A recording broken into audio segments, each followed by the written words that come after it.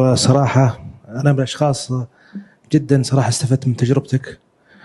سؤالي شوية في موضوع السكيلز إذا سمحت لي. ما شاء الله تبارك الله عندك مجموعة مناصب، كيف قادر في إدارة الوقت في عدة المناصب هذه وكيف استطعت أنك تدير وقتك فيها؟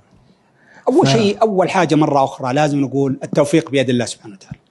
وبعدين يعني تأكد تمام التأكد أن الحياة كلها، ولكن المال والوقت بشكل خاص والذرية كثيره قليل وقليله كثير، البركة هو اللي تفرق. فتأكد تماما أن اللي بينام عن صلاة الفجر، في ظني أنا اللي يتفق يختلف معي ما عليه منه، اللي بينام عن صلاة الفجر عشان يختصر ساعة وشوي ويرجع وينام وكذا أملا في يحصل على ساعة، تأكد أنه بيخسر. تأكد أن هالقوم والرجعة عند رب العالمين فيها بركة، وحتى لا نمت عقبك ترجع ويبيبعد رب العالمين عنك أشياء تأخذ من وقتك. ثانيا تأكد تماما أنه ترى أتكلم عموميات مو عني أنا عشان بس ما يدون مراقبة وتميسر، لا ما ودي يعني الواحد قاعد جمل. كل ما احتسبت وأحسنت، حاولت، ما نقول احتسبت لأن احتساب جملة كبيرة يعني، كل ما حاولت وانت تروح الصباح للعمل صحيح محصل راتب، لكن تقول أنا أتعبد الله في هذا، أساعد فلان، أبعد الشر عن فلان، أعاون موظف، أخذ بخطر زعلان، أنقذ شخص من ظلم، تأكد أن هذا سيعود عليك. يعني مثلا في الجامعة مثلا عندنا ديدا الحمد لله، يمكن بعض الشباب اللي درسوا في الوقت اللي أنا فيه من 12 لواحد يوميا مفتوح الباب. هذا عند رب العالمين إن شاء الله أنه في خير، يمكن يدفع الله عنك ما يسميه الشيخ الشعراوي بركة السلب. يعني أمور كثير ممكن يحصل لك كارثة في مبنى في الجامعة فتضيع منك سنة كاملة ولا لا، فالله يدفع عنك يعني، أو أشياء تأخذ من هذا. ثم الرقم 3 مهم جدا جدا جدا، إنك تستفيد من اللي معاك بشيء يمتعهم ويريحك بالوقت. يعني في ناس، شكرا إنك ذكرتني، الوكيل اللي قبل شوي مع الوقت ما سمح لنا اللي يدبس، ما احنا بسألنا بالبداية وش مشكلته، نسيت أنا الوقت. هذا يتباهى إنه يعرف يدبس، هو موظف إنه يدبس أوراق.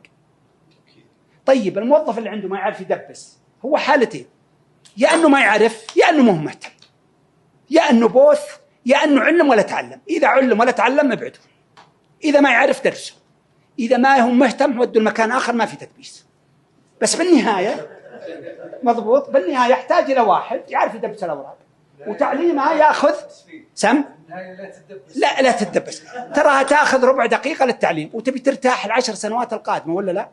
فأنت مهمتك كقائد إنك تكون سمارت. أنا والله في الجامعة كشيرمن والله رؤساء الأقسام كانوا يأنون ويصيحون من ضيق الوقت، ولله الحمد كنت أسوي بحوثي وكنت ما تجي الساعة 4 إلا في ناس تشتغل لك بس أنت ما تبغى تشغلهم، ما تبغى تثق فيهم. تدري إن الأستاذ اللي تعطيه مهمة يفرح ويؤديها لك أفضل، بل إنك إذا أديت المهمة أنت ما عندك طريقة تشيكها، إذا سواها شخص آخر ورجع لك صار عندك ديستنس تستطيع أن تقيم عمله وتطلع عملك منتج، وبالنهاية باسم مين؟ لا هو باسمه، ترى بيطلع باسمك. مضبوط ولا لا؟ فهي الفكرة كيف إنك تستطيع إنك تحط وقتك بأفضل نقطة في الكيرف.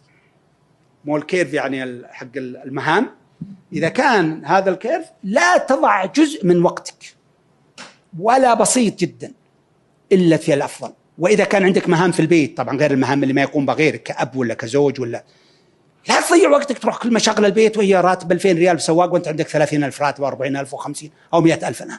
خلي حد يسوي لك هالمهمة. إذا كان عندك مهمات فيزا مثلا، طلع فيزا كمثال، أنا جايبه أمثلة بسيطة، لا تأخذ يوم من يوم. إذا قال لك حق مكاتب السفر 500 قل له هذه 1000.